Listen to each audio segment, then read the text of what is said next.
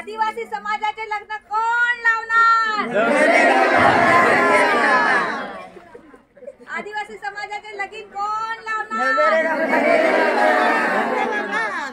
आदिवासी श्रमिक महिला मंडळ, द धवलेरी ग्रुप आणि आदिवासी एकता परिषदेच्या संयुक्त विद्यमाने गंजाड तालुका डहाणू येथे धवलेरी परिषद संमेलन व सत्काराचा कार्यक्रम पार पडला।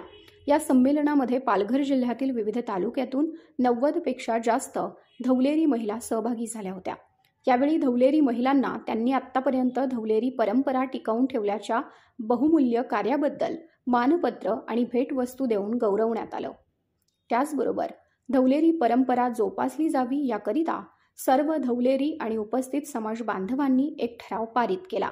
या ठरावात आदिवासी समाजातील गाव कारभारी आणि गाव बसकार यांनी धवलेरीचा कायदा काढून टाकण्याचा निर्णय आदिवासींनी करू नये, तो पूर्वीपासून चालत आलेला धवलेरीचा कायदा कायम ठेवावा।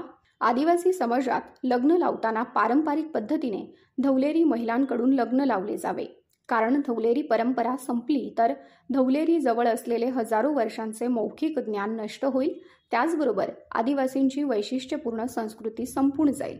जे कुटुंब धवलेरी महिलांना लग्न लावण्यास बोलवणार नाहीत त्यांना धवलेरीच्या विट्याच्या 3 पट दंड भरून द्यावा लागेल, असा ठराव मंजूर करण्यात आलाय। यावेळी सर्व समाज बांधवांनी या ठरावाचा अंमल करावा असं आवाहन करण्यात आलंय। या संमेलनासाठी आदिवासी एकता परिषदेच्या महिला प्रकोष्ठ राष्ट्रीय अध्यक्ष प्रमिला वसावा गुजरात येथून उपस्थित होत्या।